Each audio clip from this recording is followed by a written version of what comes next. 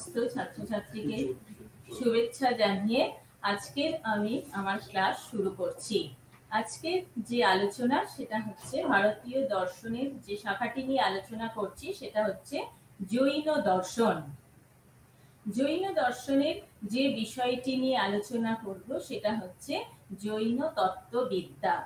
এবং জৈন তত্ত্ববিদ্যার আলোচনার আগে শুধু এটুকু বলে নিই যে জৈন দর্শন একটি নাস্তিক দর্শন।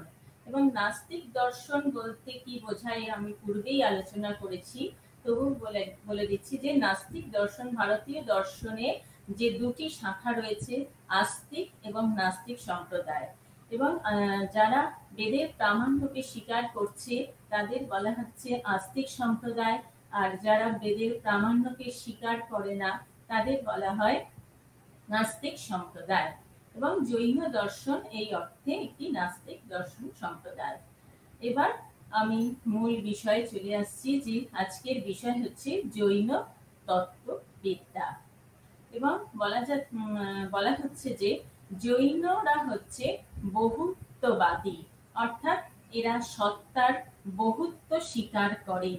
এবং জৈন দর্শনকে বলা হয় বহু স্বাতন্ত্র্যবাদী, কেননা তারা বাহ্য বস্তুর মন নিরপেক্ষ অস্তিত্ব স্বীকার করে। এছাড়া হচ্ছে জৈনদের বলা হয় অনেকান্তবাদী, কেননা তাদের মতে বস্তু হচ্ছে অনন্ত ধর্ম বিশিষ্ট, অর্থাৎ অনন্ত ধর্মাত্মক বস্তু, অর্থাৎ বস্তু অনন্ত ধর্ম বিশিষ্ট। এবং ধর্ম বলতে বোঝানো হয় গুণকে, এবং ধর্মী বলতে বোঝানো হয় হচ্ছে গুণীকে, অর্থাৎ গুণের আশ্রয় গুণী, তাই হলো দ্রব্য। এবার দ্রব্যের আলোচনায় আসছি। দ্রব্য হচ্ছে সৎ বস্তু, অর্থাৎ জৈন মতে সত্তার লক্ষণ হলো উৎপত্তি, ব্যয় এবং ধ্বংস, অর্থাৎ উৎপাদ, ব্যয়, দ্রব্য যুক্তং সৎ, অর্থাৎ দ্রব্যের মানে ধ্রুব বা স্থিতিশীল অংশ আছে, আবার উৎপত্তি, ব্যয়যুক্ত পরিবর্তনশীল অংশ আছে। অর্থাৎ উৎপত্তি মানে দ্রব্য হলে হচ্ছে, তাহলে এক কথায় হচ্ছে দ্রব্যের যেমন একটা স্থিতিশীল দিক আছে, আর দ্রব্যের তেমনি একটা পরিবর্তনশীল দিকও রয়েছে। এবং দ্রব্য হলো ধর্ম বিশিষ্ট, এবং ধর্মকে দুটো ভাগে ভাগ করা হয়, একটা হচ্ছে গুণ আর একটা হচ্ছে পর্যায়। অর্থাৎ বলা হয় দ্রব্যের লক্ষণে জৈনরা বলেছেন যে গুণ ও পর্যায়বৎ দ্রব্যম, অর্থাৎ যার গুণ ও পর্যায় আছে তাই হলো দ্রব্য। সুতরাং গুণ হচ্ছে দ্রব্যের স্থায়ী বা নিত্য ধর্ম, এবং পর্যায় হচ্ছে দ্রব্যের পরিবর্তনশীল ধর্ম। নিত্য দ্রব্য দ্রব্যের নিয়তই থাকে, এবং অনিত্য দ্রব্য পরিবর্তনশীল, সেটা কখনো থাকে আবার কখনো থাকে না। চৈতন্য মানে আত্মা, যাকে জীব বলি আমরা, সেটা হচ্ছে আত্মা হচ্ছে দ্রব্যের নিত্য ধর্ম, এবং দ্রব্যের আত্মার সুখ দুঃখ কামনা বাসনা এগুলো হচ্ছে আত্মার অনিত্য ধর্ম।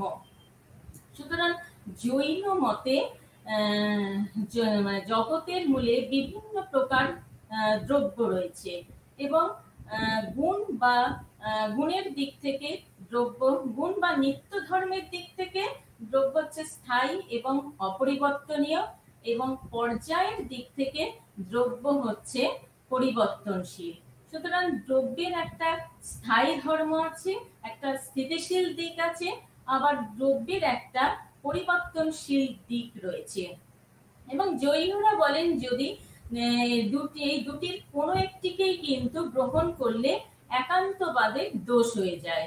সুতরাং তারা এই দুটি মতকে পরিহার করেন, এবং তারা যেমন বৌদ্ধদের ক্ষণিকত্ববাদকেও পরিহার করছে, তেমনি আবার অদ্বৈত বেদান্তের নিত্যতা তত্ত্বকেও তারা স্বীকার করেন না। এবং বৌদ্ধ দর্শনের ক্ষণিকত্ববাদ অনুযায়ী বলা হয় যে জগতের প্রত্যেকটা বস্তুই হচ্ছে পরিবর্তনশীল, কোনো কিছুই একক্ষণের বেশি স্থায়ী নয়। পরিবর্তনটাই জগতের একমাত্র সৎ। অপরদিকে অদ্বৈত বেদান্তের নিত্যতাবাদে বলা হয় যে নির্গুণ, নির্বিশেষ, অদ্বয় ব্রহ্মই হচ্ছে একমাত্র সৎ। কিন্তু জৈন দর্শনে এই দুটি মতকেই পরিহার করা হয় এবং তারা বলেন যে দুটি কোনো একটিকে গ্রহণ করলে কিন্তু একান্তবাদের দোষ হয়ে যায়। কারণ জৈনরা বলেন যে জগৎ একদিকে যেমন স্থিতিশীল, মানে জগৎ একদিকে যেমন স্থায়ী, তেমনি আরেক দিকে অস্থায়ী, মানে জগতের একটা পরিবর্তনশীল দিকও রয়েছে, আবার জগতের একটা অপরিবর্তনশীল দিকও রয়েছে। সুতরাং জগৎ একদিকে, মানে গুণের বিচারে, মানে গুণের দিক থেকে যদি আমরা দেখি তাহলে জগৎ হচ্ছে স্থায়ী এবং নিত্য। আবার পর্যায়ের দিক থেকে যদি আমরা দেখি তাহলে সেখানে দেখব জগৎ হচ্ছে অনিত্য এবং পরিবর্তনশীল। সুতরাং একই সঙ্গে, মানে একটা দৃষ্টিভঙ্গি থেকে জগৎকে আমরা নিত্য বলছি, আবার অপর দৃষ্টিভঙ্গি থেকে জগৎকে অনিত্য বলছি। এক্ষেত্রে আমরা নিত্য এবং অনিত্য দুটো মানে দুটো কথা একসাথে বলাতে কিন্তু এখানে কোনো পরস্পর বিরোধের কোনো সৃষ্টি হয় না। এবং জৈন দর্শন যে দ্রব্যের যে শ্রেণীবিভাগ করেছেন তাতে তারা দ্রব্যের যে শ্রেণীবিভাগ করেছে তাতে দেখা যাচ্ছে যে দ্রব্যকে তারা দুটি ভাগে ভাগ করেছে। একটা হচ্ছে অস্থিকায় দ্রব্য আর একটা হচ্ছে অনস্থিকায় দ্রব্য। এবং অস্থিকায় দ্রব্যকে আবার তারা দুটি ভাগে ভাগ করছে এবং অস্থিকায় দ্রব্যকে দুটি ভাগে ভাগ করা হচ্ছে, একটা হচ্ছে জীব আর একটা হচ্ছে অজীব। আর অনস্থিকায় দ্রব্য বলতে শুধু কালকেই বোঝানো হচ্ছে। এবং যে অস্থিকায় দ্রব্য হচ্ছে জীব এবং অজীব, এবং জীবকে তারা দুটো ভাগে ভাগ করেছে, একটা হচ্ছে মুক্ত জীব আর একটা হচ্ছে বদ্ধ জীব। আর ওদিকে অজীব যেটা, সেটাকে তারা দুটো ভাগে ভাগ করেছে, হচ্ছে ধর্ম, অধর্ম, আকাশ এবং উদ্গল। আবার এদিকে জীবকে তারা দুটো ভাগে ভাগ করছে, মুক্ত জীব এবং বদ্ধ জীব। এবং বদ্ধ জীবকে দুটো ভাগে ভাগ করা হয়, একটা হচ্ছে ত্রস মানে বিচরণশীল জীব, আর একটা হচ্ছে স্থাবর মানে অবিচরণশীল জীব। আর অজীবকে দুটো, যে উদ্গল, অজীবকে যে আমরা দুটো চারটে ভাগে ভাগ করলাম সেটা হচ্ছে ধর্ম, অধর্ম, আকাশ এবং উদ্গল। এবং উদ্গলকে দুটো ভাগে ভাগ করা হচ্ছে, একটা হচ্ছে অণু আর একটা হচ্ছে সংঘাত। এবার ত্রস জীবকে আবার দুটো ভাগে ভাগ করা হয়, একটা হচ্ছে ত্রসকে চারটে ভাগে ভাগ করা হয়। ত্রস হচ্ছে একটা হচ্ছে পঞ্চ ইন্দ্রিয় যুক্ত জীব, আর একটা 4 ইন্দ্রিয় যুক্ত, এবং একটা হচ্ছে 3 ইন্দ্রিয় যুক্ত, আর একটা হচ্ছে 2 ইন্দ্রিয় যুক্ত জীব। এবারে হচ্ছে আলোচনায় আসছি যে এবারে জৈন মতে যে মূল জীবকে দুটো ভাগে ভাগ করা হচ্ছে সেটা হচ্ছে অস্থিকায় জীব এবং অনস্থিকায় জীব। অস্থিকায় জীব বলতে আমরা বুঝি যে জীবের বিস্তার, মানে যে জীব হচ্ছে বিস্তার মানে দেশ জুড়ে বা দেশ বেঁধে থাকে তাকে বলা হচ্ছে অস্থিকায় জীব। আর যে জীব হচ্ছে দেশ জুড়ে বা যার বিস্তার নেই, সে হচ্ছে দেশ জুড়ে থাকে না, সেটা হচ্ছে অনস্থিকায় জীব। এবং এই অনস্থিকায় জীব হচ্ছে কাল, কালকে বলা হয় অনস্থিকায় জীব, কারণ কালের কায়া মানে কাল দেশ জুড়ে থাকে না, এবং কাল দেশ জুড়ে থাকে না, কালের কায়া দেশ ব্যাপী থাকে না বলে কাল হচ্ছে অনস্থিকায় জীব। এবং কালকে কাল অনস্থিকায় হলে সে দেশ জুড়ে থাকে না, কিন্তু তবুও জৈনরা কালকে এক দ্রব্য বলছেন, কারণ জৈনরা যে দ্রব্যের লক্ষণ দিচ্ছেন যে দ্রব্য হচ্ছে যার গুণ এবং পর্যায় রয়েছে তাই হলো দ্রব্য। সুতরাং এদিক থেকে দেখতে গেলে আমরা কালকে এই লক্ষণটি কালের ক্ষেত্রে প্রযোজ্য হয় বলেই কালকে দ্রব্য তারা বলেছেন। কারণ দ্রব্য গুণ সবসময় দ্রব্যে আশ্রিত হয়, গুণ কখনো গুণে আশ্রিত হয় না। এবং জৈন মতে বলা হচ্ছে দ্রব্যাশ্রয়া নির্গুণা গুণা। যেমন জীব রূপ গুণ হচ্ছে জ্ঞান রূপ গুণ হচ্ছে জীবে আশ্রিত, রূপ, রস ইত্যাদি গুণ হচ্ছে পুদ্গলে আশ্রিত। আবার ধর্ম নামক গুণ, গতি নামক গুণ হচ্ছে ধর্মে আশ্রিত। আর স্থিতি নামক গুণ হচ্ছে অধর্মে আশ্রিত। তেমনি অবগাহক রূপ হচ্ছে আকাশে আশ্রিত। আর বর্ণনা হেতু স্বরূপ গুণ হচ্ছে কালে আশ্রিত। এবং বর্ণনা হেতু স্বরূপ গুণ বলতে সেই গুণকে বোঝায় যে যে যে গুণটি অতীত, বর্তমান, ভবিষ্যতের বিশেষ বিশেষ কালিক অবস্থান সম্বন্ধে যার বর্ণনা যে দিতে পারে তাকেই বলা হচ্ছে বর্ণনা হেতু স্বরূপ গুণ। এবং কালকে এই অর্থেই বর্ণনা হেতু স্বরূপ গুণ বলা হয়। এবং কাল প্রত্যক্ষ গ্রাহ্য নয়, এবং কাল প্রত্যক্ষ গ্রাহ্য নয়, কাল হচ্ছে অনুমান সিদ্ধ। আর হচ্ছে কালকে দুটো ভাগে ভাগ করা হয়, একটা হচ্ছে পরমার্থিক কাল আর একটা হচ্ছে ব্যবহারিক কাল। পরমার্থিক কাল হচ্ছে অবিভাজ্য, এবং পরমার্থিক কাল এক, অখণ্ড, অসীম, অনন্ত। আর ব্যবহারিক কাল হচ্ছে বিভাজ্য, এবং ব্যবহারিক কাল বিভাজ্য যেমন দিন, মাস, বছর, ঘন্টা, মুহূর্ত ভাগে বিভক্ত হয়। এবার আমরা চলে আসছি অস্থিকায় দ্রব্যের আলোচনায়। যে দ্রব্য হচ্ছে মানে দেশ জুড়ে বেঁপে থাকে, মানে যার বিস্তার আছে, তাকে বলা হচ্ছে অস্থিকায় দ্রব্য। এবং অস্থিকায় দ্রব্যকে দুটো ভাগে ভাগ করা হয়, একটা হচ্ছে বদ্ধজীব আর একটা হচ্ছে, অস্থিকায় দ্রব্যকে দুটো ভাগে ভাগ করা হয়, একটা হচ্ছে জীব আর একটা হচ্ছে অজীব। এবং জীব বলতে বোঝানো হচ্ছে যে যার চেতনা আছে বা বোধশক্তি আছে তাই হলো জীব, আর যার চেতনা বা বোধশক্তি নেই তাকে বলা হয় অজীব। এবং আমরা দেখছি, এবং জীবকে যার চেতনা বা বোধশক্তি আছে তাকে জীব বলা হচ্ছে। এবং এই জীবকে আবার দুটো ভাগে ভাগ করা হয়, একটা হচ্ছে মুক্ত জীব আর আরেকটা হচ্ছে বদ্ধ জীব। মুক্ত জীব হচ্ছে জন্ম মৃত্যু যার নেই, সে থেকে তারা হলেন মুক্ত জীব। কিন্তু বদ্ধ জীবের জন্ম মৃত্যু আছে, এবং জন্ম থেকে জন্মান্তরে বিচরণশীল এবং সংসার চক্রে আবদ্ধ হচ্ছে বদ্ধ জীব। বদ্ধ জীবকে দুটো ভাগে ভাগ করা হয়, একটা হচ্ছে সমনস্ক আর একটা হচ্ছে অমনস্ক। সংজ্ঞাযুক্ত জীবকে বলা হচ্ছে সমনস্ক, আর সংজ্ঞাহীন জীবকে বলা হচ্ছে অমনস্ক। সংজ্ঞা বলতে আমরা এখানে বুঝি যে যে যারা আর কি অন্যের উপদেশ, ক্রিয়া, আলাপ ইত্যাদি গ্রহণ করতে পারে, তাদের সেটা তাকে বলা হয় সংজ্ঞা।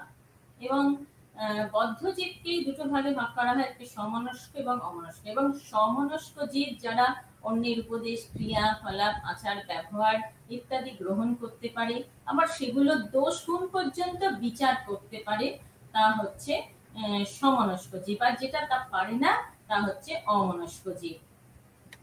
এবারে হচ্ছে অমনস্ক জীবকে দুটো ভাগে ভাগ করা হয়, একটা হচ্ছে ত্রস আর একটা হচ্ছে স্থাবর। স্থাবর জীব মানে এরা, এদের দেহ মানে অপূর্ণ থাকে, এবং একটি মাত্র ইন্দ্রিয় থাকে, সেটা হচ্ছে স্পর্শেন্দ্রিয়। আর এরা হচ্ছে ক্ষিতি, অপ, তেজ, মরুত এবং উদ্ভিদ দেহে বাস করে। এবং এদের চেতনা, দেহ অপূর্ণ বলে চেতনা অত্যন্ত কম, একমাত্র স্পর্শ ইন্দ্রিয়ের সাহায্যেই এদের চেতনা মানে চৈতন্য হয়। আর এদের মানে কায় ভেদে এদের দেহ হচ্ছে পৃথিবী কায়িক, তেজকায়িক, জলকায়িক এবং উদ্ভিদ কায়িক হয়। আর এদের একটি হচ্ছে ইন্দ্রিয় থাকে, সেটা হচ্ছে স্পর্শেন্দ্রিয়। অপরদিকে হচ্ছে যারা হচ্ছে ত্রস বা বিচরণশীল জীব, তাদের আমরা চারটে ভাগে ভাগ করতে পারি। যেমন হচ্ছে প্রথমে তারা হচ্ছে মানে হচ্ছে পাঁচ ইন্দ্রিয় যুক্ত প্রাণী। পাঁচ ইন্দ্রিয় যুক্ত প্রাণী মানে যাদের হচ্ছে মানে স্পর্শ, স্পর্শ, ঘ্রাণ, রসনা, চক্ষু, কর্ণ ইত্যাদি পাঁচ ইন্দ্রিয় থাকে, তাদের হচ্ছে পাঁচ ইন্দ্রিয় যুক্ত জীব বলা হয়, যেমন মানুষ, পশু, পাখি ইত্যাদি। অপরপক্ষে চার ইন্দ্রিয় যুক্ত প্রাণী হচ্ছে মাছি এবং মৌমাছি এবং মৌমাছি, এদের হচ্ছে স্পর্শ, ঘ্রাণ, চক্ষু, রসনা ইত্যাদি থাকে। আর 3 ইন্দ্রিয় যুক্ত প্রাণী হচ্ছে পিপীলিকা এবং জোঁক, এদের হচ্ছে স্পর্শ, রসনা এবং ঘ্রাণ থাকে। আর 2 ইন্দ্রিয় যুক্ত প্রাণী হচ্ছে শঙ্খ এবং শামুক, এদের শুধুমাত্র স্পর্শ আর রসনাই থাকে। এটা হচ্ছে বস্তিকায় জীবের, বদ্ধ জীবের হচ্ছে রস যাদের মধ্যে ভাগ তাদের। এবারে আমরা অজীব চলে আসছি, মানে জীব যাদের চেতনা আছে জীব, আর অজীব হচ্ছে যাদের চেতনা নেই, তারা হচ্ছে অজীব। এবং অজীবকে 4টে ভাগে ভাগ করা হয়, অর্থাৎ একটা হচ্ছে ধর্ম, অধর্ম এবং আকাশ আর উদ্গল। ধর্ম এবং অধর্ম বলতে আমরা সাধারণত, ধর্ম অধর্ম বলতে সাধারণ কথায় আমরা যেটা বুঝি সেটা হচ্ছে ধর্ম মানে হচ্ছে পাপ পুণ্য বলতেই ধর্মকে বুঝি। কিন্তু দর্শনে মানে জৈন দর্শনে ধর্ম মানে ধর্ম বলতে গতিকে আর অধর্ম বলতে স্থিতিকে বোঝানো হয়। অর্থাৎ ধর্ম হলো গতির আশ্রয় আর অধর্ম হলো স্থিতির আশ্রয়। মানে জগতে যা কিছু ধর্ম মানে গতি স্থিতি এগুলো সবই ধর্ম অধর্মের জন্যই সম্ভব হয়। মানে গতিকে মানে ধর্ম মানে গতির সহায়ক হচ্ছে ধর্ম, আর স্থিতির সহায়ক হচ্ছে অধর্ম। এবং এরা হচ্ছে নিষ্ক্রিয়, নিরাকার হয় এবং এরা প্রত্যক্ষ সিদ্ধ নয়, অনুমান সিদ্ধ পদার্থ অজীব। আর পরবর্তী যেটা মানে রয়েছে, পরবর্তী ভাগটা হচ্ছে সেটা হচ্ছে আকাশ। আকাশকে 2টো ভাগে ভাগ করা হয়, একটা হচ্ছে লোকাকাশ আর আরেকটা হচ্ছে অলোকাকাশ। লোকাকাশ হচ্ছে লোকাকাশ হচ্ছে পূর্ণ স্থান, মানে যেখানে আমরা ধর্ম অধর্ম পুদ্গল সবকিছুর আধার হচ্ছে লোকাকাশ। আর যেখানে হচ্ছে জাগতিক বস্তুর আধার হচ্ছে লোকাকাশ। অপরদিকে হচ্ছে অলোকাকাশ হচ্ছে শূন্য, মানে বায়ু শূন্য স্থানকে হচ্ছে অলোকাকাশ বলা হচ্ছে। এবং এটা কোনো জাগতিক বস্তু মানে ধর্ম অধর্ম পুদ্গল কোনো বস্তুর আধার নয়, মহাশূন্যই হচ্ছে অলোকাকাশ। এবং কালের মানে হচ্ছে দেশ কালের বাইরে হচ্ছে যে মহাশূন্য, তাই হচ্ছে অলোকাকাশ। এবং এটা হচ্ছে নিত্য দ্রব্য আকাশ, আর এদের জ্ঞান হচ্ছে অনুমান লব্ধ। এবং পরবর্তী যে ভাবটা সেটা হচ্ছে পুদ্গল। মানে পুদ্গল হচ্ছে জড় পরমাণু এবং জড়াত্মক হওয়ায় এরা হচ্ছে অচেতন। এবং জড় পরমাণু হচ্ছে মৌল, নিরংশ এবং নিত্য। এবং এরা অসংখ্য, সংখ্যায় এরা অসংখ্য, আর এদের উৎপত্তি বা বিনাশ নেই। এবং ক্ষিতি মানে রূপ রস গন্ধ স্পর্শ যুক্ত। আর ক্ষিতি অফ তেজ মরুদ এই সমস্ত অনুর সংযোগে বা এই বিচিত্র জগৎ আর এই জগতের সংঘাত। এবং এই সংঘাত মানে যে বস্তু সংঘাত আছে তার অবশ্যই উৎপত্তি এবং বিনাশ আছে। এবং বলা হচ্ছে যে বিশাল জগৎ এই পরমাণু সংযোগেই উৎপত্তি এবং পরমাণুর বিচ্ছেদেই তাদের বিনাশ। সুতরাং জগতের 2টি অবস্থা, একটা হচ্ছে নিত্য অবস্থা আর একটা হচ্ছে অনিত্য অবস্থা। জড় পরমাণুর দিক থেকে দেখতে গেলে জগৎ হচ্ছে নিত্য, আর যদি যৌগিক পদার্থের দিক থেকে দেখতে গেলে জগৎ হচ্ছে অনিত্য। এবারে আমরা চলে আসছি যে জীব বা আত্মার আলোচনায়। জৈন দর্শনে প্রধানত যে সমস্ত দ্রব্য স্বীকার করা হয় তার মধ্যে 2টি প্রধান দ্রব্য হলো জীব এবং অজীব। এবং জীব মানে যার চেতনা বা বোধ শক্তি আছে তাকে বলা হয় জীব, আর যার চেতনা বা বোধ শক্তি নেই তা হচ্ছে অজীব। এবং এখানে শুধুমাত্র পুদ্গল বা জড়পরমাণুকেই আমরা অজীব বলবো না, সেখানে আমরা ধর্ম অধর্ম আকাশকেও কিন্তু অজীব বলছি। এবং আত্মা সম্বন্ধে জৈনদের যে মতবাদ তা হচ্ছে যে অন্যান্য যে দর্শনে, অন্যান্য বহুত্ববাদী দর্শনে যাকে পুরুষ বা আত্মা বলা হয়েছে, জৈন দর্শনে তাকেই জীব বলা হয়েছে। এবং নিত্য দ্রব্য জীবের হচ্ছে স্বরূপ ধর্ম হলো চেতনা বা জ্ঞান, এবং চেতনা লক্ষণ জীব, অর্থাৎ চেতন দ্রব্যই হলো জীব। এবং জীবের মধ্যে চৈতন্য সর্বদাই থাকে, কিন্তু যদিও তা সবসময় প্রকাশ পায় না। এবং জীব স্বরূপত অনন্ত বিশ্বাস, অনন্ত শক্তি, অনন্ত আনন্দ এবং অনন্ত জ্ঞানের অধিকারী হয়। এবং জীব সর্বজ্ঞ জ্ঞানের অধিকারী হলেও কিন্তু দেখা যায় যে অধিকারী হলেও কিন্তু বদ্ধ জীবের জ্ঞান তার কর্মফলের মানে কর্মপুৎকলের প্রভাবে সেগুলো পূর্ণরূপে কখনো প্রকাশ পায় না। সুতরাং জীবের দুটো অবস্থা, একটা হচ্ছে মুক্তাবস্থা, একটা হচ্ছে বদ্ধাবস্থা। মুক্ত জীব হচ্ছে কেবল জ্ঞানের অধিকারী হয় বা পূর্ণ জ্ঞানের অধিকারী হয়, কিন্তু বদ্ধ জীবের দেহ, তার ইন্দ্রিয়, মন প্রভৃতি কর্মজনিত আর কি পুদ্গল দ্বারা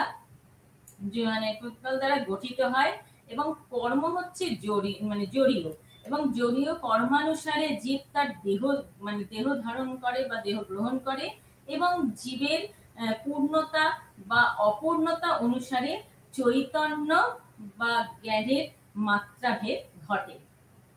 সুতরাং জীবকে দুটো ভাগে ভাগ করা হয়, একটা হচ্ছে মুক্ত জীব আর একটা হচ্ছে বদ্ধ জীব। আবার বদ্ধ জীবকে দুটো ভাগে ভাগ করা হচ্ছে, একটা হচ্ছে সমনস্ক আর একটা হচ্ছে অমনস্ক জীব। এবং সমনস্ক সংজ্ঞাযুক্ত জীব হচ্ছে সমনস্ক, আর সংজ্ঞাহীন জীবকে বলা হচ্ছে অমনস্ক জীব। এবং সংজ্ঞা বলতে আমরা বুঝি যে যারা অন্যের উপদেশ, ক্রিয়া, কলাপ ইত্যাদি গ্রহণ করতে পারেন তাকে হচ্ছে সংজ্ঞা বলে। এবং যে সমস্ত জীব সাধারণত অন্যের আচার ব্যবহার, ক্রিয়া কলাপ ইত্যাদি গ্রহণ করতে পারে, তাদের দোষ গুণ ইত্যাদি যুক্তি সহকারে বিচার করতে পারে, তাদেরকে বলা হচ্ছে সমনস্ক জীব। আর যারা সেটা পারে না তাদেরকে বলা হয় অমনস্ক জীব। এবং এই অমনস্ক জীবকে দুটো ভাগে ভাগ করা হয়, একটা হচ্ছে ত্রস আর একটা হচ্ছে স্থাবর। স্থাবর জীবের দেহ প্রচন্ড স্থাবর জীব হচ্ছে অপূর্ণ দেহ থাকে, কারণ এদের চৈতন্যের মাত্রাটা এদের খুব কমই প্রকাশ পায়। সাধারণত কীর্তি, অপ, তেজ, বায়ু এবং উদ্ভিদ দেহে এখানে বাস করে। আর চেতনার মাত্রা কম থাকা, এদের একমাত্র স্পর্শ চেতনার মাধ্যমে এরা এদের চৈতন্য প্রকাশ পায়। অপরদিকে ত্রস বা বিচরণশীল জীবকে চারটে ভাগে ভাগ করা হয়, এবং এদের দৈহিক পূর্ণতা আর তাদের ইন্দ্রিয়ের তারতম্যের অনুসারে এদের চেতনার তারতম্য হয়। যেরকম হচ্ছে 5 ইন্দ্রিয়যুক্ত জীব, মানুষ ইত্যাদি, এরা কিন্তু এদের চেতনা হচ্ছে সর্বাপেক্ষা ব্যাপক উন্নত। আবার পরবর্তী যারা 4 ইন্দ্রিয় যুক্ত জীব, তাদের চেতনা হচ্ছে 5 ইন্দ্রিয় যুক্ত প্রাণীর থেকে কিছুটা চেতনা ওদের কম থাকে। অপরদিকে আবার 3 ইন্দ্রিয় যুক্ত জীবের চেতনা 5 বা 4 ইন্দ্রিয় যুক্ত চেতনা জীবের থেকে কম থাকে। এবং সর্বাপেক্ষা কম চেতনা যুক্ত জীব হচ্ছে যাদের শঙ্খ বা শামুক, যাদের দুটি মাত্র ইন্দ্রিয় থাকে।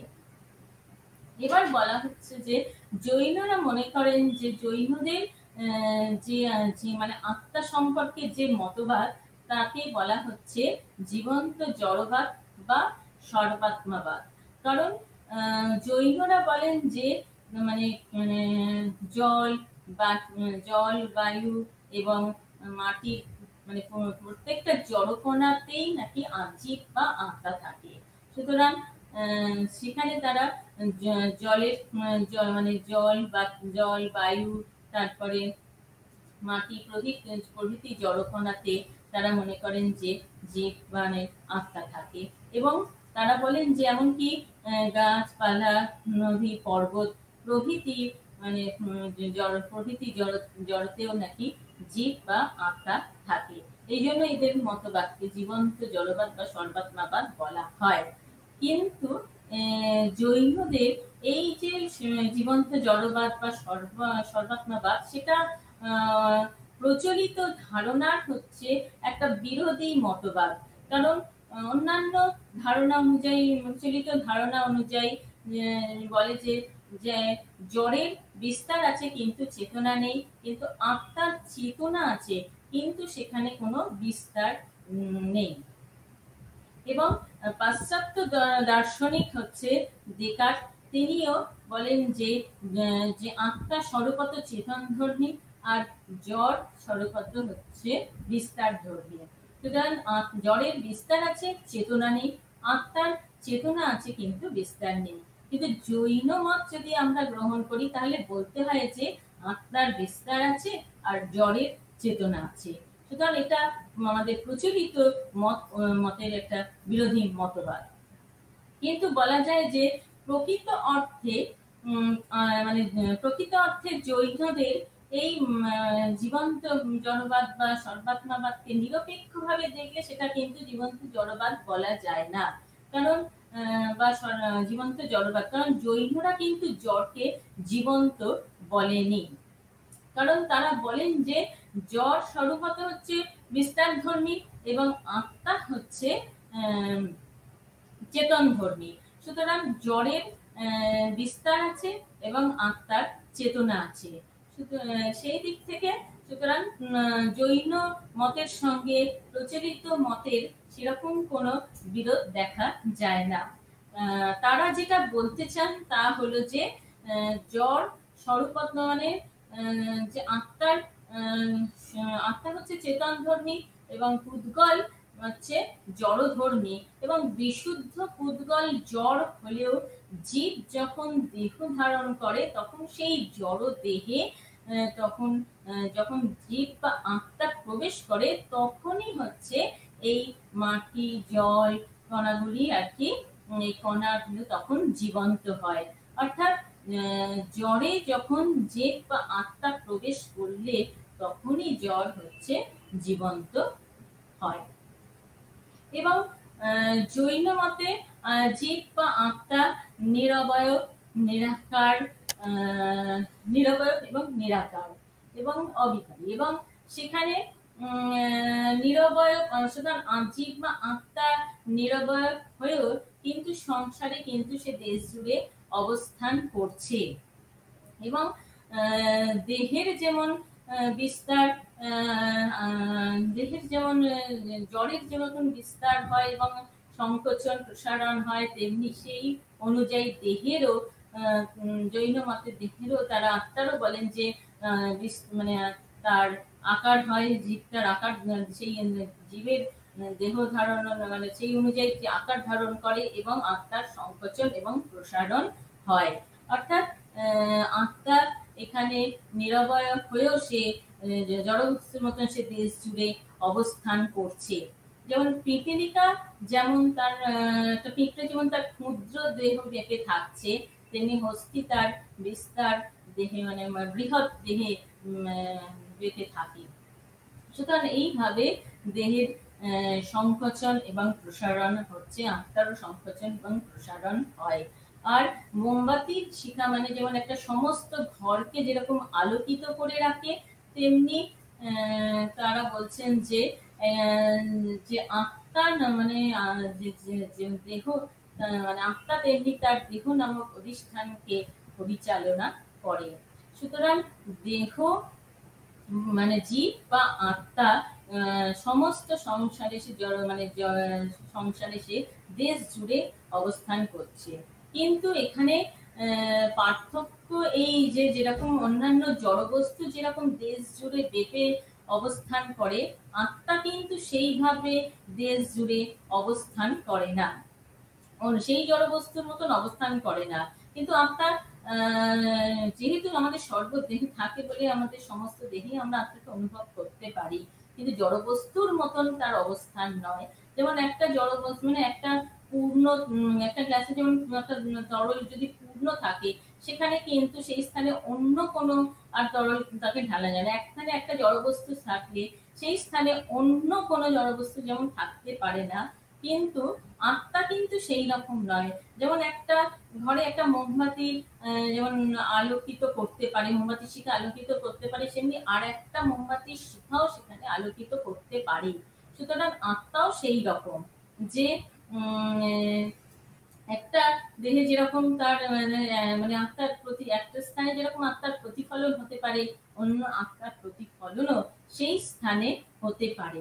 সুতরাং আত্মা সেইভাবেই মানে সেই রকম ভাবে সে অবস্থান করছে।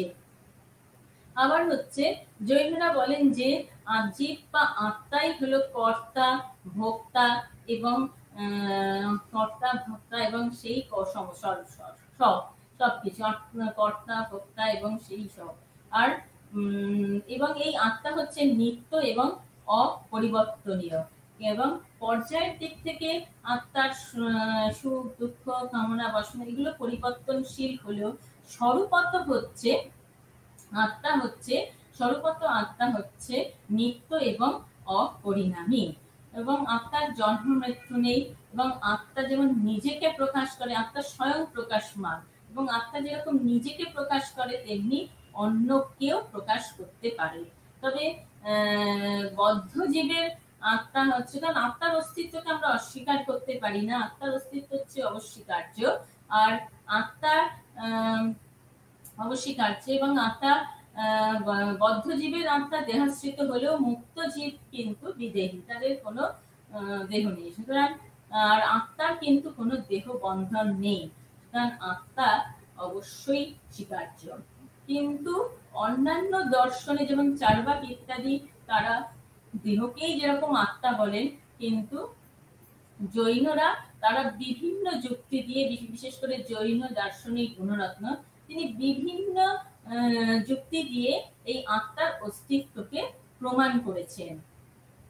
যেমন হচ্ছে প্রথমত হচ্ছে তিনি বলছেন যে আমরা বলা যায় যে সুখ মানে আমাদের পরোক্ষ পরোক্ষ প্রমাণের মানে অপরোক্ষ প্রমাণের সাহায্যে যেরকম আমরা আত্মার অস্তিত্ব প্রমাণ করতে পারি। যেরকম হচ্ছে যেমন হচ্ছে গুণ প্রত্যক্ষকালে যেরকম আমরা দ্রব্যকে প্রত্যক্ষ করি, যেমন হচ্ছে সুখ দুঃখ ইত্যাদি অপরোক্ষ অনুভূতির মাধ্যমে যেমন আত্মার অস্তিত্ব প্রমাণিত হয়।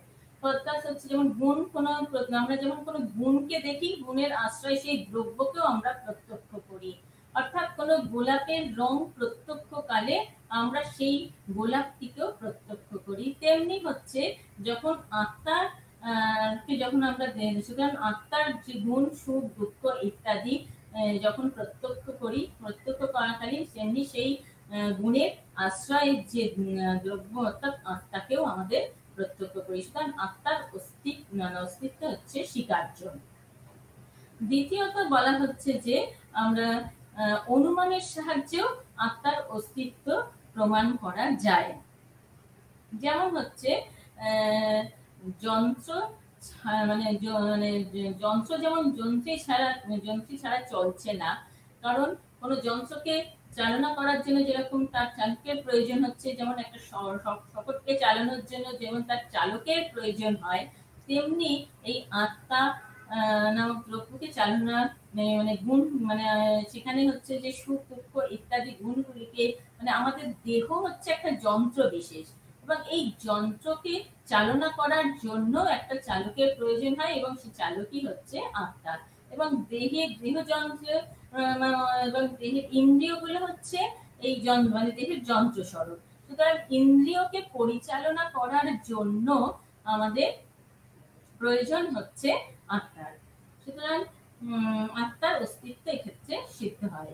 এবং তৃতীয়ত বলা যায় যে যেমন চার্বাকরা বলেন যে চৈতন্য হচ্ছে জড় থেকে বা জড়ের সংগঠন থেকে উদ্ভূত, তাহলে কিন্তু সেটা জৈনরা বলেন যে কথা মানা যায় না, কারণ মানে চার্বাক মতে হচ্ছে, চার্বাকরা বলেন যে চৈতন্য যদি জড় থেকে বা জড়ের সংগঠন থেকে উৎপন্ন হয়, তাহলে চার্বাকদের যে প্রত্যক্ষই একমাত্র প্রমাণ, সেটা কি করে যদি প্রত্যক্ষ প্রমাণ হয়, তাহলে তো এটা মানা যায় না, কারণ আমরা জড় থেকে কখনো চৈতন্যের উৎপত্তিকে প্রত্যক্ষ করতে পারি না।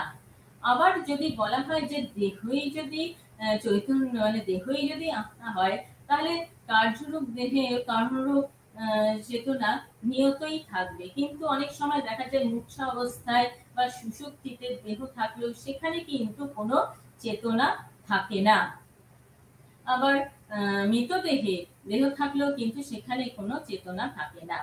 এবং চার্বাকরা এখানে অবশ্য বলতে পারেন যে যদি যে জড়ের বিশেষ প্রকার সংমিশ্রণেই কিন্তু জড়ের সংমিশ্রণে সেখানে চেতনার উৎপত্তি হয়, এবং তার এক মানে বিশেষ প্রকার সংমিশ্রণেই সেখানে চেতনার উৎপত্তি হয়। আবার জৈনরা তখন বলেন যে এই যে জড়ের বিশেষ প্রকার সংমিশ্রণের ফলে যে চেতনার উৎপত্তি হচ্ছে, সেটা কখনোই আকস্মিক বা এমনি হতে পারে না, কারণ সেই সংমিশ্রণ উৎপন্নের পেছনেও একটা মানে সংগঠন মানে একটা কর্তার মানে সাংগঠনিক কর্তার প্রয়োজন হয়, সেই কর্তাই হলো হচ্ছে আত্মা। সুতরাং দেখা যাচ্ছে যে আত্মার অস্তিত্বকে কখন আমরা অস্বীকার করতে পারছি না। এবার পরের চতুর্থত বলা যায় যে চার্বাকরা যখন বলেন যে আমাদের যে দৈনন্দিন যে জীবনের যে কথা মানে আমরা যে মানে কথা মানে ভাষাগুলো বাক্যগুলো ব্যবহার করি, সেই ক্ষেত্রেও আমরা দেখা যায় যে সেখানেও দেহকেই আত্মা বলা হয়। যেমন আমরা যখন বলি আমি কৃষ, আমি স্থূল ইত্যাদি বললে আমরা দেহকেই বুঝি, সুতরাং দেহই হলো আত্মা। কিন্তু জৈনরা বলেন যে দেহ আর এখানে সুতরাং আমি কৃষ্ণ, আমি স্থূল মানে আমি রোগা বা আমি মোটা, এই সমস্ত বললে কখনোই আমরা সেখানে আমরা দেহকে আত্মা বলছি না, কারণ সেখানে আত্মার সঙ্গে দেহের একটা ঘনিষ্ঠ সম্পর্ক আছে, সেখানে সেই জন্যই সেই ঘনিষ্ঠ সম্পর্ক থাকার জন্যই আমরা আমি বলি। আমি বলতে মানে ওখানে ওটা আমি মানে ওখানে দেহ নয়, সুতরাং দেহ এবং আত্মার ঘনিষ্ঠ সম্পর্ক থাকার জন্য আমি বললেও কিন্তু আত্মা দেহ থেকে স্বতন্ত্র। এছাড়া পরবর্তী পরিশেষে বলা যায় যে এখানে আত্মার অস্তিত্বকে কখনোই অস্বীকার করা যায় না, কারণ আমি যদি বলি আত্মা নেই মানে তাকে স্বীকার করাই হয়, সেই রামীর বা পুত্রহীনার মতন একটা হাস্যব্যঞ্জক হয়ে যায়। এবং পাশ্চাত্য দর্শনের দার্শনিক হচ্ছে ডেকার্ট, তিনিও বলেছেন যে আত্মা হচ্ছে সংশয়াতীত মানে সংশয়াতীত সত্য। সুতরাং আমি আছি এই জ্ঞানটি হচ্ছে সাক্ষাৎ প্রতীতিলব্ধ সংশয়াতীত ভাবে সত্য, সুতরাং আত্মাকে কোনোভাবে অস্বীকার করা যায় না। এবার পরবর্তী সময় সমালোচনায় যেটা বলা হয়েছে যে এখানে জৈনরা আবার আত্মাকে নিত্য এবং অবিকারী বলেছে, নিত্য এবং অবিকারী বলে তাকে দেহ পরিমাণ বলেছে। সুতরাং এক্ষেত্রে বলা যায় যে আত্মা যদি নিত্য এবং অবিকারী হয়, তাহলে সে তাকে দেহ পরিমাণ কি করে বলা যাবে, কারণ হচ্ছে তারা বলছেন যে মানে আত্মার জীব বা আত্মা হচ্ছে আত্মার সংকোচন মানে জড়বস্তু মতন সংকোচন প্রসারণ হচ্ছে, এবং পিপিলিকার যে সংকোচিত এবং হস্তিতে প্রসারিত হচ্ছে। সুতরাং এই সংকোচন আর প্রসারণটা এটা যে আত্মা যদি নিরবয়ব বা অবিকারী বা নিত্য হয়, তাহলে তার সংকোচন প্রসারণ কি করে সম্ভব, কারণ সেটা শুধুমাত্র বিকারী বা অনিত্য বস্তুর ক্ষেত্রেই সম্ভব, মানে নিত্য বা অনিত্য বা অবয়বী বস্তুরই সংকোচন প্রসারণ বা হ্রাস বৃদ্ধি হয়।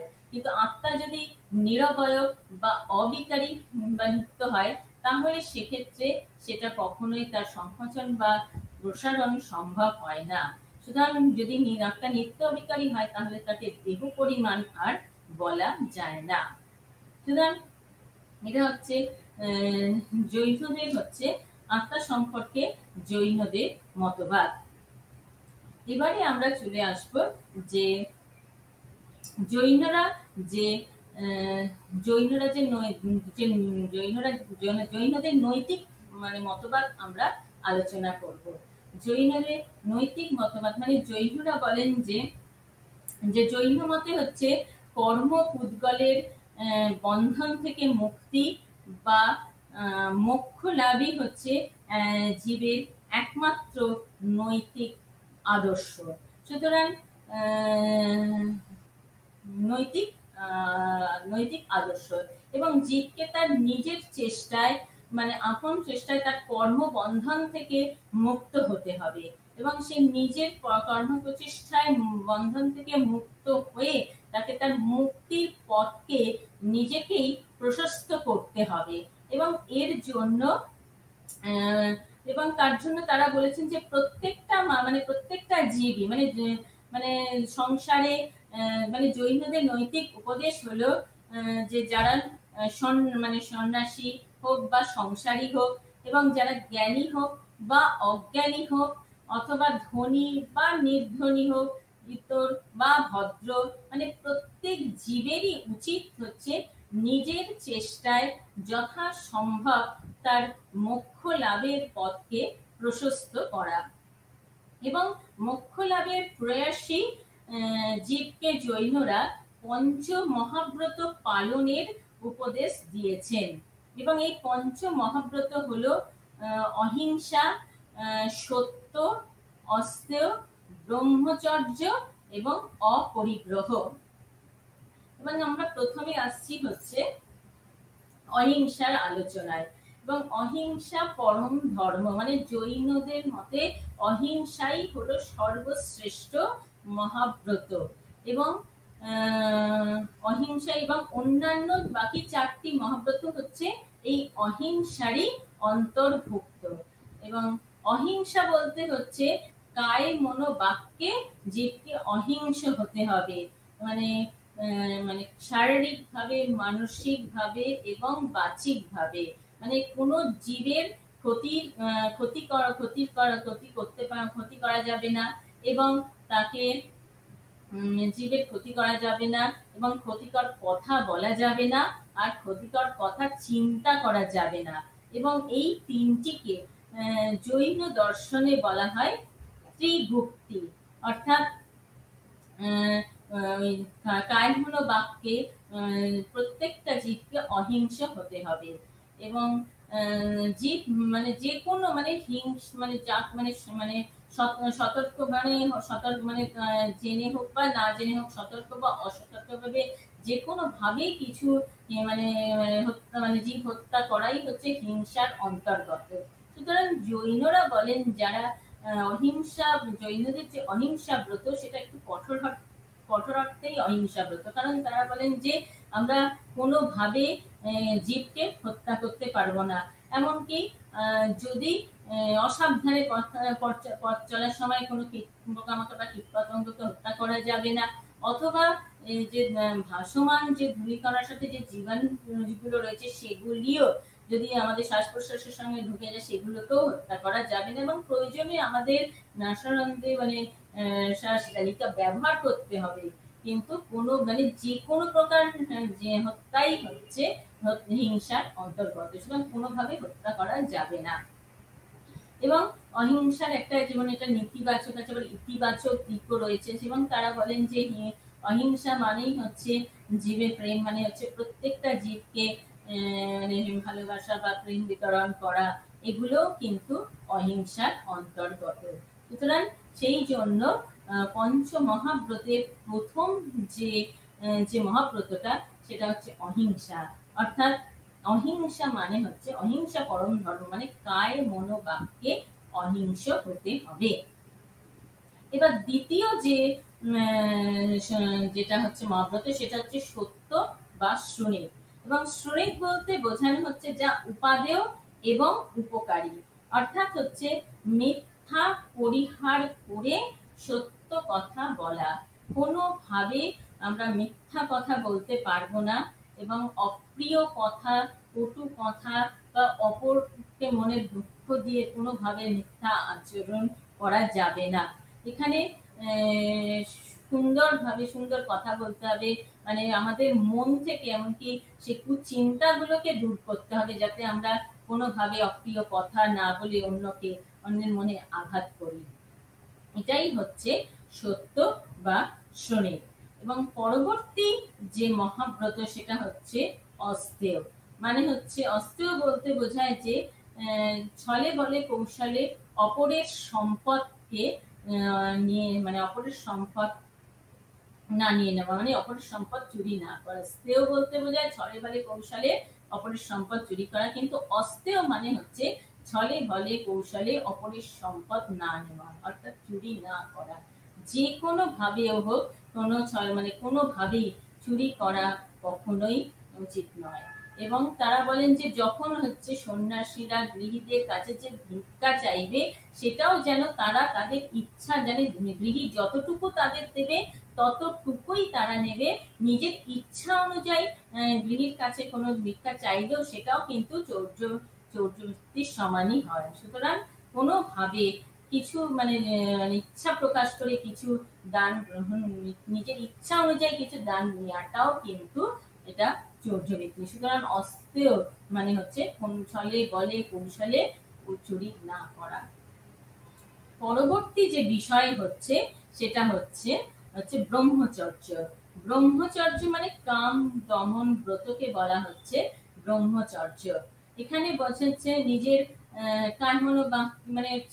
বাক্যে নিজেকে সংযত রাখা, জননেন্দ্রিয়কে সংযত রাখা এবং সংযত ভাবে জীবন যাপন করা হচ্ছে, যে কোনো ভাবে নাম দমন করাকেই বলা হচ্ছে, ইন্দ্রিয়কে সংযত রাখা হচ্ছে ব্রহ্মচর্য। এবার পরবর্তী যে পঞ্চ মহাব্রতের কথা বলা হচ্ছে সেটা হচ্ছে অপরিগ্রহ। এবং অপরিগ্রহ মানে হচ্ছে প্রয়োজনের অতিরিক্ত কিছু না নেওয়া, মানে প্রয়োজনের অতিরিক্ত সঞ্চয় না করাই হচ্ছে অপরিগ্রহ। অর্থাৎ যেইটুকুনি প্রয়োজন সেইটুকুনি নিজের কাছে রাখা, আর বাকি মানে প্রয়োজনের বেশি হয়ে গেলে সেগুলোকে আমাদের দরিদ্রকে দান করে দিতে হবে। এবং জৈন দর্শনে বলা হয় যে প্রয়োজনের অতিরিক্ত যদি আমি নিজের জিনিস রেখে দিই, তাহলে সেখানে দরিদ্রকে তার ক্ষুধা থেকে এবং তার সম্পদ থেকে তাকে বঞ্চিত করা হয়।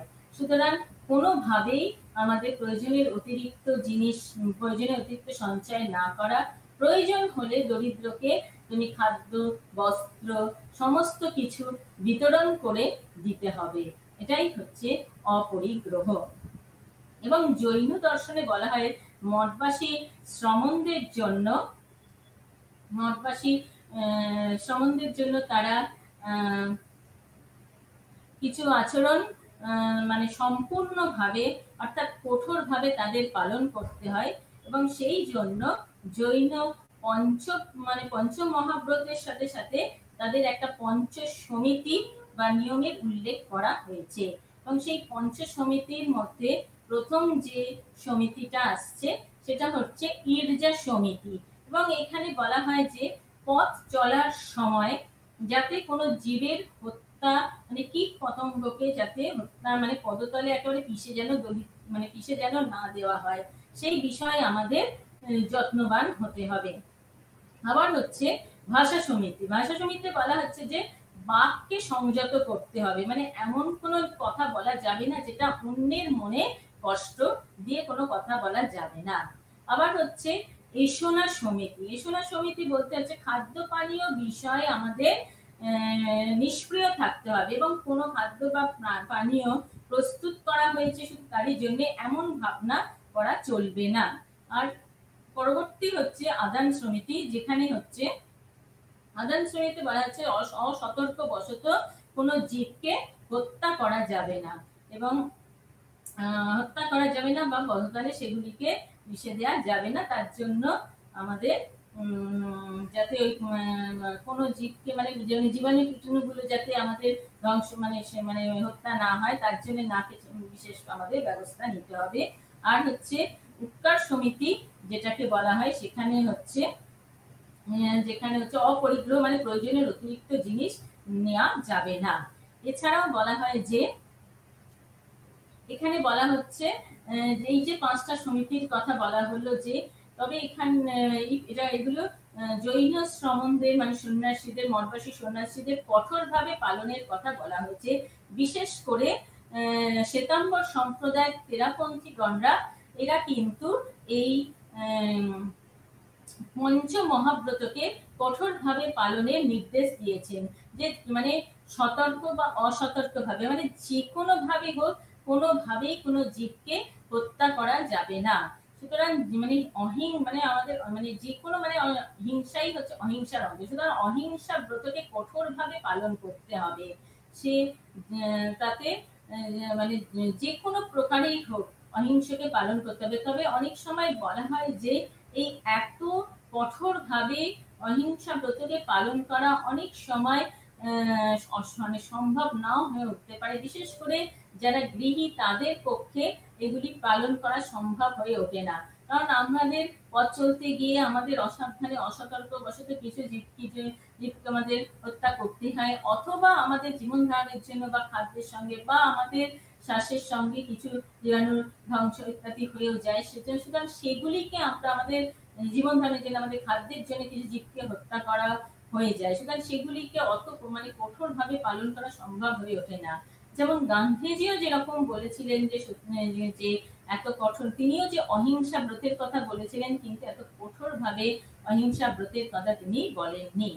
কিন্তু তবুও বলা যায় যে জৈনরা তাদের শ্রমণদের জন্য মানে মঠবাসী সন্ন্যাসীদের জন্য তারা যে ব্রতর কথা বলেছেন, তাদের মুক্তির পথকে প্রশস্ত করার জন্য শ্রমণদের তারা সব সময় মানে মঠবাসী সন্ন্যাসীদের তারা কিন্তু এই কঠোর ভাবে এই ব্রত পালন, পঞ্চ মহাব্রত পালনের কথা বলেছেন। এবং এতে তাদের অনন্ত মানে এই পঞ্চ মহাব্রত পালনের সাথে সাথে তারা অনন্ত শক্তি, অনন্ত জ্ঞান এবং অনন্ত বিশ্বাস এবং অনন্ত শক্তির অধিকারী তারা হবে। এবার এটা এই যে পঞ্চ মহাব্রতটা এটা খুবই কঠোর এবং কঠোরভাবে পালন করতে হয়, কিন্তু যেটা অনেক সময় গৃহীদের পক্ষে সম্ভব হয় না। সুতরাং এই মঠবাসী সন্ন্যাসীর জন্য নির্ধারিত মহাব্রত পালন করতে হলে যেই প্রকার কৃচ্ছতার পথ অর্জন করতে হয় তা হয়তো সংসারী মানুষদের পক্ষে মানে শ্রাবকদের পক্ষে সেগুলো অনেক সময় সম্ভব হয়ে ওঠে না। সেই জন্য জৈন নীতিশাস্ত্রে তারা কিছু অনুব্রতের উল্লেখ করেছেন। অর্থাৎ অনুব্রত হচ্ছে মানে অনুব্রত হলো মানে পঞ্চ মহাব্রতের হচ্ছে বিপরীত, মানে অনু হলো মহার বিপরীত। অর্থাৎ মহা অর্থে হচ্ছে মহা অর্থে হচ্ছে চরম আর বা কঠোর, এবং অনু অর্থে হচ্ছে সহজ বা সরল। সুতরাং শ্রমণদের জন্য পঞ্চ মহাব্রত নির্ধারিত হয়েছে, আর শ্রাবকদের জন্য নির্ধারিত হয়েছে পঞ্চ অনুব্রত। এবার যে পঞ্চ অনুব্রতের কথা, পঞ্চ মহাব্রতের কথা বলা হলো, যে হিংসা যেটা মঠবাসী সন্ন্যাসী মানে শ্রমণরা যেটা অহিংসা, অস্তেয় এবং সত্য বা শ্রোণীর, ব্রহ্মচর্য এবং অপরিগ্রহ, এই প্রত্যেকটা পঞ্চ মহাব্রতকে জৈন শ্রাবক মানে জৈন গৃহী মানে শ্রাবকরা মানে সংসারী ব্যক্তিরা তারা যাতে তাদের মুক্তির পথ প্রশস্ত করতে পারে, তারা সেগুলিকে অনেক শিথিল মানে অনেক সহজভাবে সেগুলিকে পালন করে, এবং সেই জন্যই এটাকে অনুব্রত মানে পঞ্চ অনুব্রত বলা হয়েছে। এবং অনুব্রতের প্রথমে যে পঞ্চমহাব্রতের প্রথমে যেটা আছে অহিংসা, এবং অহিংসা ব্রতের কঠোরতাকে অনুব্রতে নিম্ন অনুব্রতে একটু সহজ করে সেইভাবে বলা হয়েছে। যেমন হচ্ছে পঞ্চমহাব্রতে যেরকম বলা হচ্ছে যে কোনো প্রকার হিংসাই করা চলবে না, যেভাবে অহিংসা মানে মানুষকে হচ্ছে অহিংস হতে হবে জীবকে, এবং কায়মনোবাক্যে তাকে এখানে বলা হয়েছে যে মহাব্রতে যে তাকে অহিংস হতে হবে। কিন্তু এখানে অনুব্রতে আবার সেটাকে বলা হচ্ছে, সেই জায়গায় বলা হচ্ছে যে ক্ষতিকর নয়, ক্ষতিকর নয় এমন এমন কোন জীবকে ইচ্ছাকৃতভাবে হত্যা করা যাবে না। আবার আত্মহত্যা করা যাবে না, এবং ভ্রূণ হত্যা ভ্রূণ হত্যা করা যাবে না। আবার হচ্ছে কোনো মানুষকে আমরা অস্পৃশ্য রূপে গ্রহণ করব না, এবং কোনো মানুষের প্রতি আমরা নিষ্ঠুর আচরণ করতে পারবো না। অর্থাৎ এখানে যেগুলো সহজভাবে বলা হলো সেখানে হচ্ছে ক্ষতিকর নয় এমন কোনো জীবকে আমরা ইচ্ছাকৃতভাবে হত্যা করব না, আত্মহত্যা করা যাবে না, ভ্রূণ হত্যা হবে না, এবং মানুষকে অস্পৃশ্য রূপে গ্রহণ করা যাবে না, আর সর্বোপরি কোনো মানুষের প্রতি নিষ্ঠুর আচরণ করা যাবে না।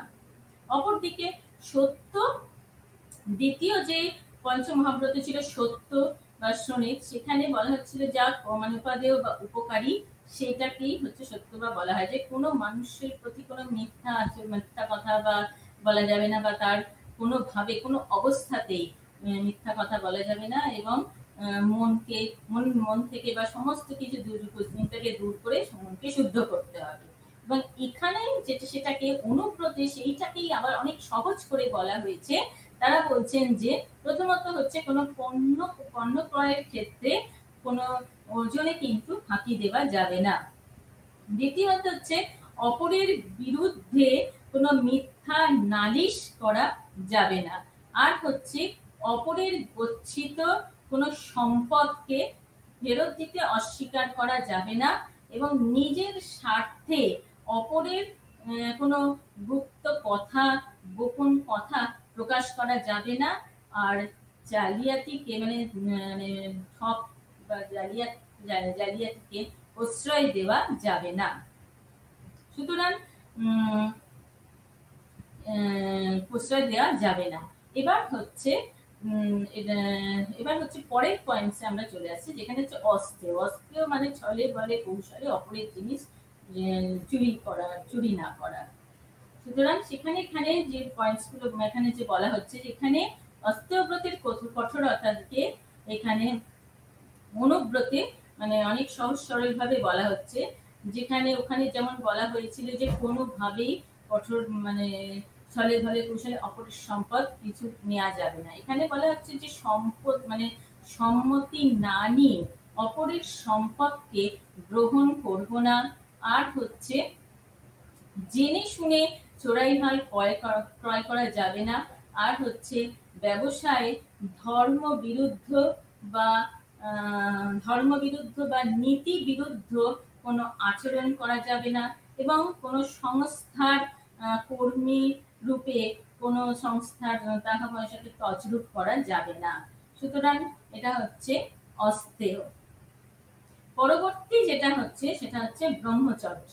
ব্রহ্মচর্যে বলা হচ্ছে যে সেখানে ব্রহ্মচর্য যেরকম হচ্ছে নিজের জীবন যাপনকে মানে ওখানে যেমন বলা হচ্ছে কায়মনোবাক্যে মানে আমাদের ইন্দ্রিয়কে সংযত রাখতে হবে, কঠোর ভাবে আমাদের দমন করতে হবে সবকিছু। সেই রকম হচ্ছে এখানে বলা হচ্ছে যে ব্যভিচার থেকে নিবৃত্ত থাকতে হবে, এবং নিজের মনকে শুদ্ধ রাখার জন্য যেটুকু প্রয়োজন সেই জীবনযাপন করতে হবে।